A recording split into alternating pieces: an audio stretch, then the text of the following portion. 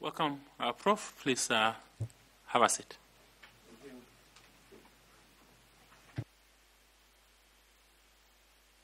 Feel free to adjust it to what suits you best. You have a mic before you, you have a notebook, and most likely a pen. Those are for your use, and sometimes water is helpful. My name is Nelson Makanda.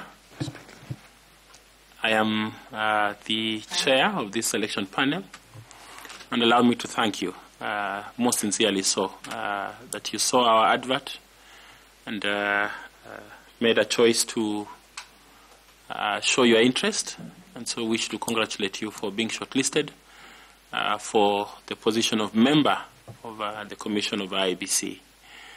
We would like to have a brief session of interaction to get to know you, but just before then, allow me to ask my colleagues here to get to introduce themselves to you. Thank you.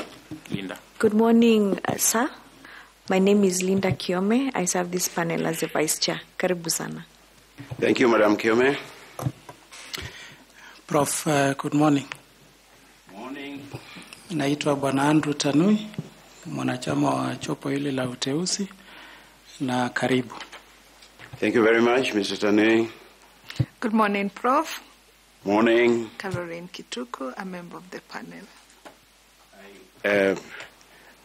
I didn't get it fully, but I'll try to read. Caroline Kituku. Caroline Kituku. Thank you very much. Good morning, Prof. Adam Solo, a member of the selection panel. Thank you, Adam, Prof. Good morning, sir. Nicodemus Bore is my name, member of the panel. Thank you, Mr. Bore. Good morning, Professor. Morning. My name is Fatuma Ali Saman. I'm a member of this panel. Thank you very much, Madam Saman. Good morning, Professor Aduol, and welcome to this session today.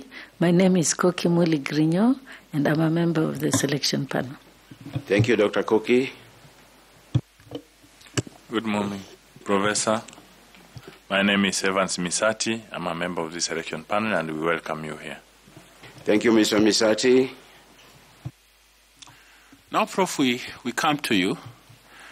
We would like to give you a very difficult task, that in 5 minutes you try and summarize your quite illustrious career, life, and profile, and link it to how it's going to be helpful to the commission to which you have applied to become a member.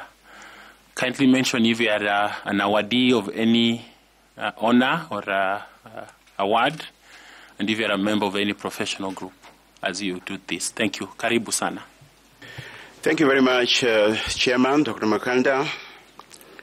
First of all, I want to thank the panel for even inviting me to come and appear before yourselves today, and especially for shortlisting me for this position.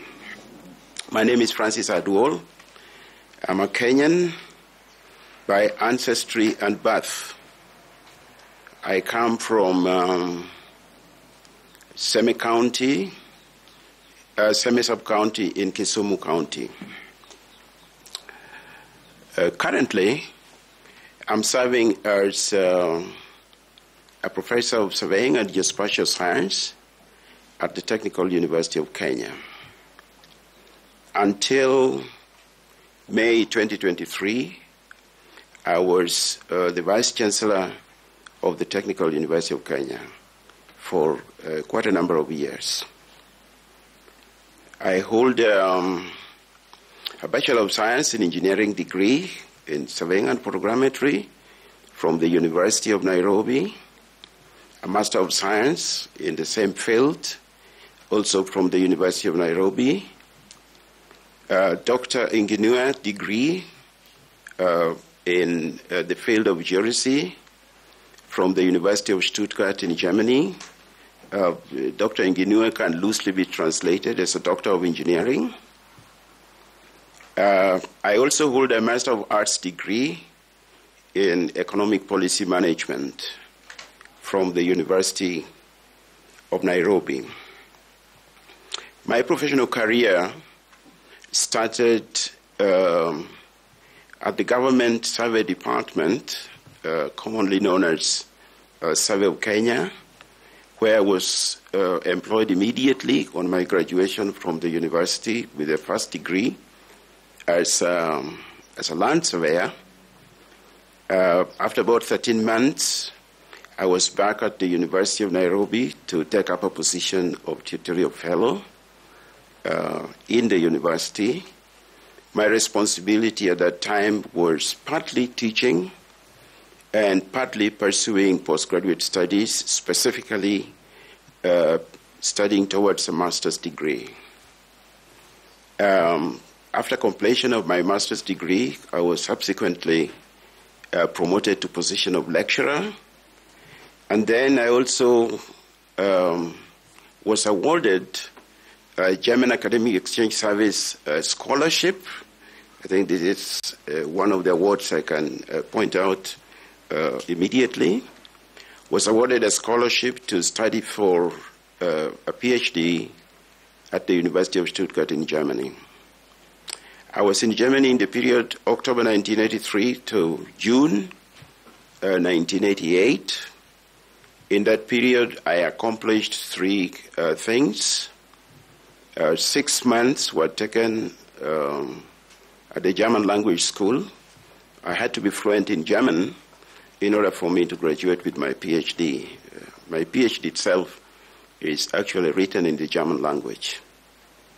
Then I took another 12 months to take further postgraduate study to prepare me for subsequent research towards the PhD work. And so the next 36 months were taken on the PhD, 3 months on examination. So I was in Germany for 4 years and 9 months. On completion of my PhD, I was back at the University of Nairobi, and shortly after I was promoted to the position of senior lecturer, and then followed position of associate professor in 1994, full professor in 2001. On the administration side, I can say that I started effectively in administration at the university in January 1991, when I was appointed to the position of head of department. In 1995, I was elected Dean of Faculty of Engineering at the University of Nairobi. In 1999, I was appointed to the position of Principal of College of Architecture and Engineering at the University of Nairobi. And in October 2008, I was appointed basically on secondment from the University of Nairobi as a founding principal of the Kenya Polytechnic University College. When the Kenya Polytechnic University College became a university in January 2013, I was appointed Vice Chancellor. Briefly, probably I want to leave that side at that point. Why am I here? Why am I interested in becoming a commissioner with IEBC? Very briefly, I've been attracted to try to be a commissioner of IEBC following the work I did in 2008, 2011, in connection with delimitation of constituency boundaries. The boundaries that we have today in Kenya, the 290 of them, I was very, very actively involved in that exercise. But my actual first interaction with what is now IEBC was with ECK, because in 2004, ECK itself was trying to carry out boundary delimitation. And that is the time someone came from ECK to fetch me at the University of Nairobi if I could advise on this particular subject. And so my involvement started from there. But they didn't complete the task. So when the interim Independent Boundary and Review Commission, headed by Honorable Ligale, was formed, I was one of the first people invited to go and become a resource person at their very first retreat, together with IEBC at that time. And from there on, UNDP, who I think was supporting them, got particularly interested in me, and I was given space by UNDP to help in advising on this process. In between, I addressed several groups, political groups in this country. I addressed the parliamentary committee on the boundary review very early on. In fact, it is during one of my presentations to that group, I think I presented once, during my presentation to that group, that the figure 290 was eventually arrived at. And towards the end, at the very end of Honorable Igale's committee, I addressed a special group of political party leaders organized by UNDP, and on the same day, I was invited to go and address Parliament in what I was told was called the Speaker's Kamkunji. And the following day, I was invited to go and address and make a presentation, actually, to the Cabinet Committee dealing with this issue as chaired by the President himself, President Kibaki. So the distribution of the 290 constituencies across the country had a lot of imprint on my work at that time. So I had only 5 minutes, so I would like to stop here, but I would like to say this is not the only contribution I can make to IEBC. Boundary limitation for me is just an entry point. They're following my professional background and so forth, and wide experience in administration, management, and leadership. There is a lot more that I can offer to IEBC, and I hope that as we continue this discussion, probably some of this will come out a little bit more clearly. So, Mr. Chairman, perhaps I should stop here for now. Thank you. Just as a follow-up from where you have finished, in 1991, you took over leadership of the Kenya non-polytechnic, the so 1991? No, not 91. Which year was that? 2008. Yes, I went there 2008. Yes, and you took up that leadership. Yes. And you left in 2023. 2023 as Vice Chancellor of the university. Yes. How did your leadership transform that institution, or how did it transform you? Briefly, just in 2 minutes. Let me say how I transformed the institution.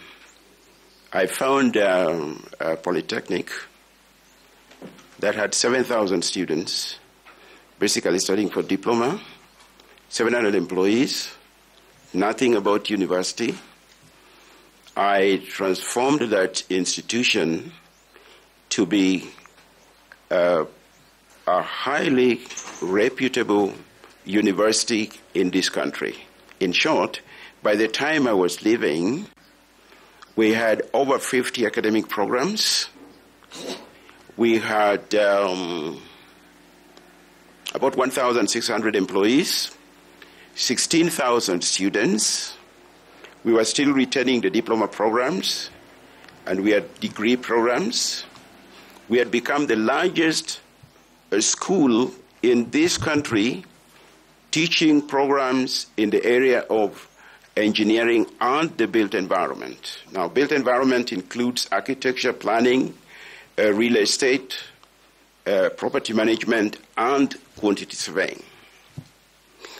And for me, most importantly,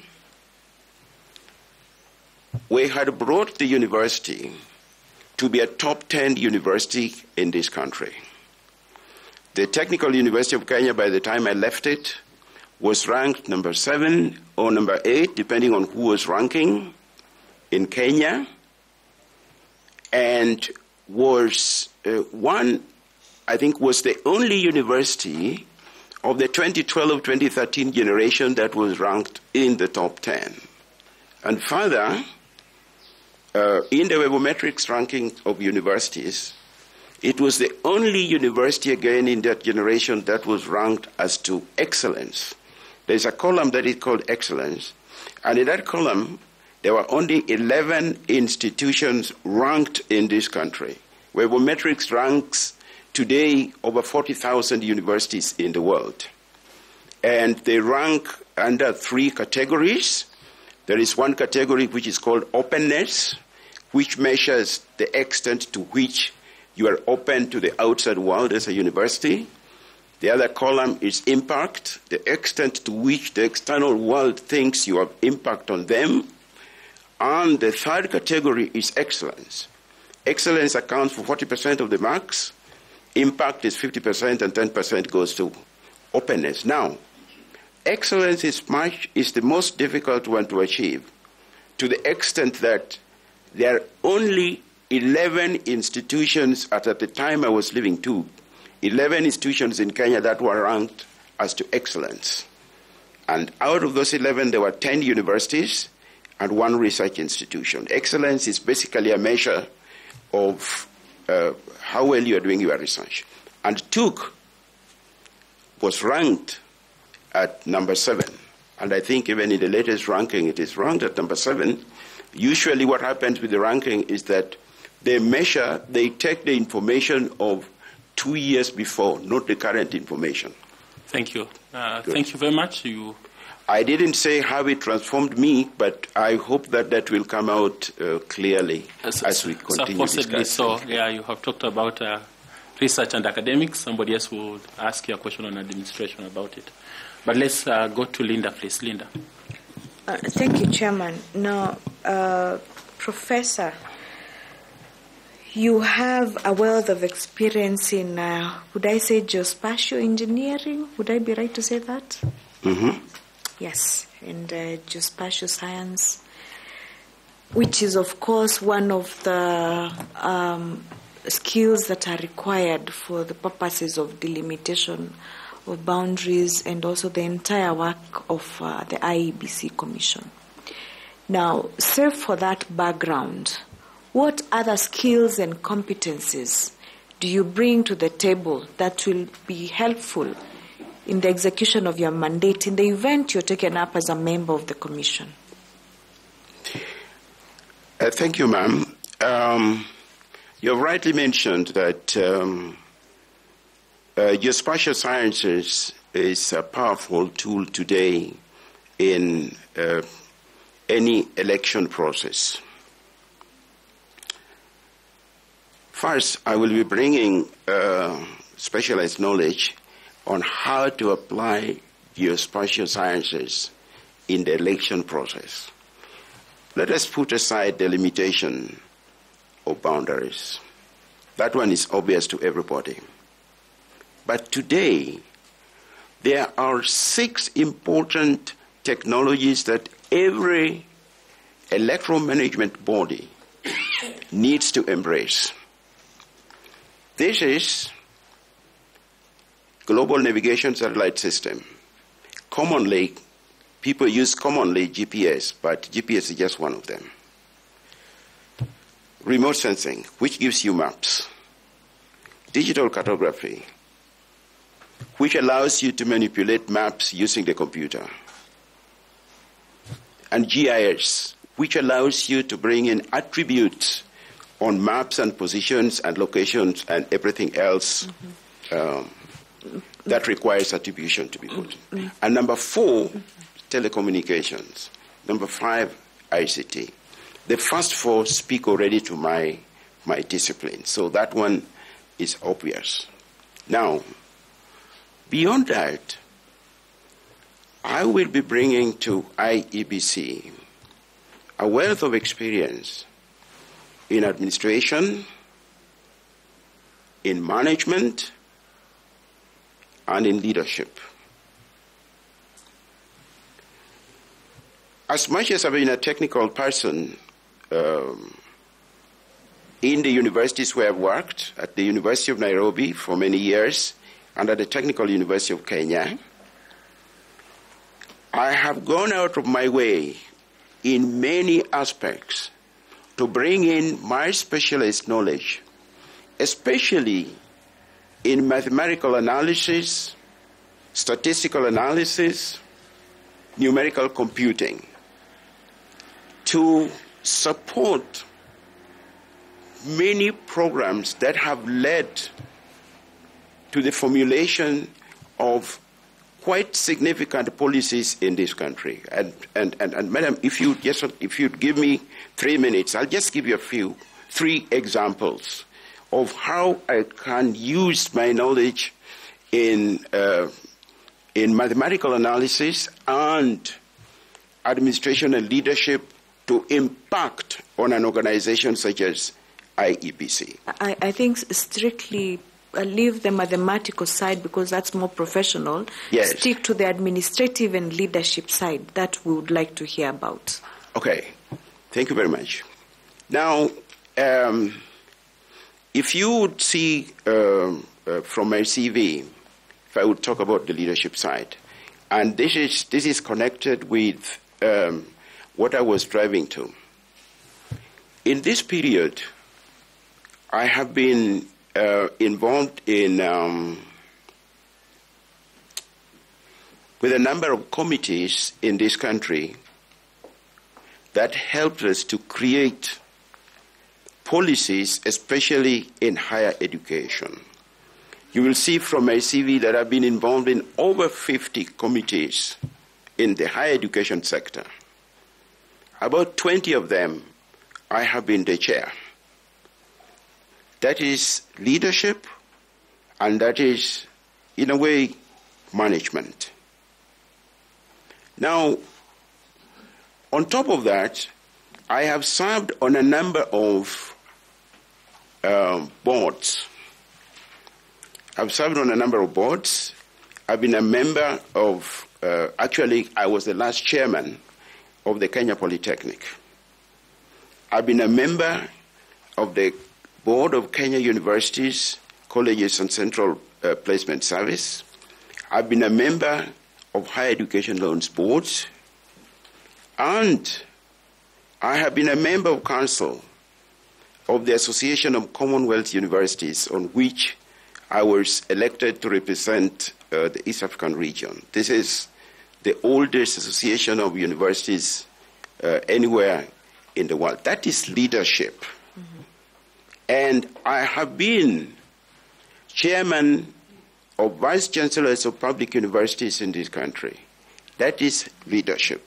If I had time, I would have detailed some of the things that I have done in those positions. I just didn't go there to occupy space. That is okay. Thank Chairman, just allow me. Professor, the University's Academic Staff Union, WASU,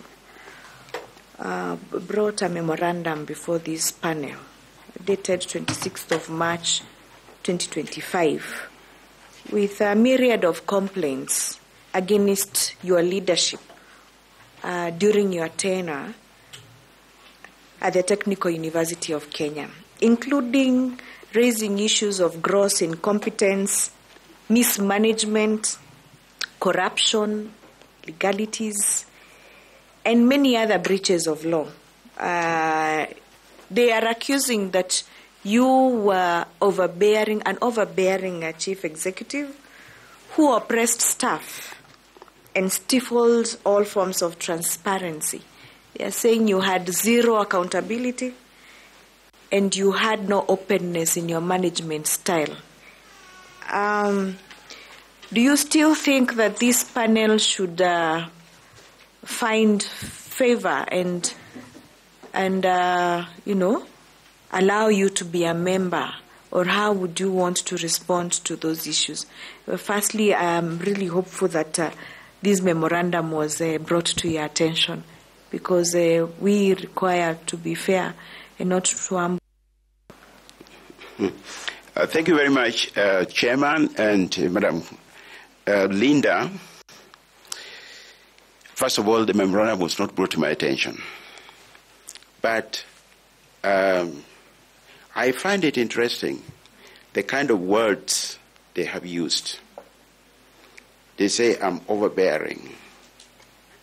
I am unavailable for people to come and see me, isn't it? They say that I committed illegalities. They are not saying what those things are, but I'm kill me. Overbearing is a general word. Mm-hmm. It's very generalized. Mm-hmm. And I think they are getting into personality. Mm-hmm. I am sure that if the panel were to ask other people in the institution who are not the union, they will give you a completely different story.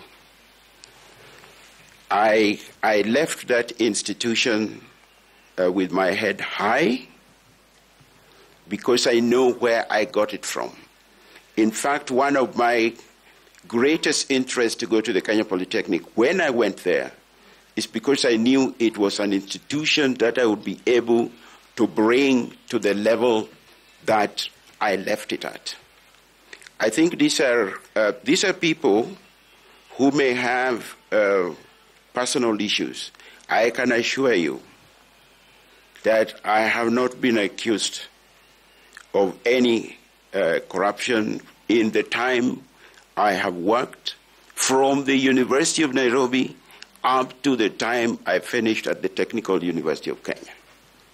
So what the union is saying, in my view, I think it's fair enough, since you said you didn't see the memorandum. Let's not engage you on it, given that you haven't seen it. Well, Chair, I'm really concerned that having given my energy to this institution, to bring it to the level that I brought it, and what I have presented before this commission, this committee, this morning, that somebody can say this. Technical University of Kenya, the way I left it, where I brought it, no. Those people cannot be fair to me. Thank you. Thank you very much. I want to go to Madam Caro to ask you some questions. Caro, please. Thank you, Chairman, and welcome once more, Professor. Just a small question as a follow-up from Linda for my own clarity. Is TUK in operation today? Yeah. Is it in operation today or it has been closed? To the best of my knowledge, exams are going on. All right. So let's come back to my issue, to my area. And I would like you to speak. But, Madam Kituku, actually, even if it was not in operation, I would not be responsible because I'm no longer Vice Chancellor. No, it was just a clarification I needed. Yeah. Calm down. Let's come back now to my area. Let's speak about voter registration. And I would like you to use your expertise and your knowledge and training, particularly on surveying and photogrammetry. Is that what you're calling it? Yes, and I hope you spoke about how we can tap into geospatial science into other operations of IBC outside the issues on boundaries delimitation. So Article 38 of the Constitution, as you could be aware, grants every citizen the right to be registered as a voter. However, there are circumstances that the voter registration may be suspended, regardless so. Do you know what are the circumstances under the law when this can occur? Where voter registration may be suspended? Yes, please. One of them would be if it is not possible, for example, if we have a situation of emergency, if we have, I think that is one of them, and in a particular locality, voter registration could be suspended if it is not possible to simply access the area. So immediately what comes to my mind is if we have a situation of emergency in this country, which might include war, which might include something like a natural hazard. We have earthquake in the country, for example. Then we might have to suspend voter registration. Okay. The law also puts off a cutoff date on insofar as voter registration is concerned. Why do you think this is important? I think it is important to have a cutoff date so that the register itself can be properly audited and for us to establish exactly who needs to vote where. If we allowed people to register up to the last minute, it would not be possible to audit the register. Okay, thank you. So the last question or the next issue would be that the voter registration information that the Commission, the IBC, obtains ought to be recorded in an accurate manner and maintained properly so that the voters register can be up to date at all times. What are some of the measures that IBC can deploy or can use to ensure that the information it has is accurate? I think the most obvious one would be to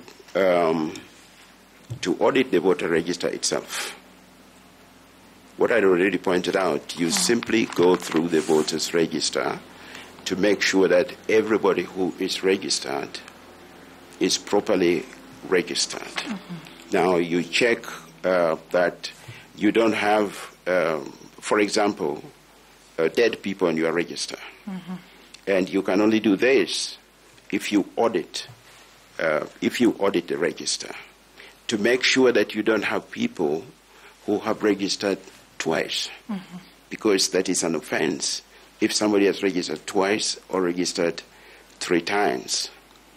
Mm-hmm. To make sure that the people who are registered are actually registered with respect to polling stations that actually exist. Okay. Apart from the audit and the regular cleanup, are there any other measures that can be deployed, can be used to ensure the accuracy of the register? Any other, in addition to the audit? You can mention 2 or 3 other extra measures that the Commission can use to ensure that the register is accurate and updated at all times. I can't think of one immediately. Supposedly, you become successful and you become a member of the Commission. How, using your own experience and training in geospatial particularly, can you use that to ensure the efficacy in voter registration and maintenance of the voters' register? One of the in geospatial science, you are talking about location, and you are talking about generally maps. Now, I'm trying to think, one of the ways in which you can use geospatial technology to enhance registration of a voter would be to tie the registration of every voter with a location, which can be done. You can tie the registration of a voter to a location, but I'm seeing as if that will require a lot of technology to make sure that every registered person is given a location in terms of position, in terms of coordinates and that kind of thing. But a reverse question, I should not be asking my own questions, but a reverse way in which you can use geospatial technology in a very special way is to guard against something like ballot stuffing. In this sense, you have a polling station, you give the polling station coordinates. And with the coordinates at the polling station, every time somebody comes to vote, the ballot paper will be stamped with the coordinates of the location of the polling station.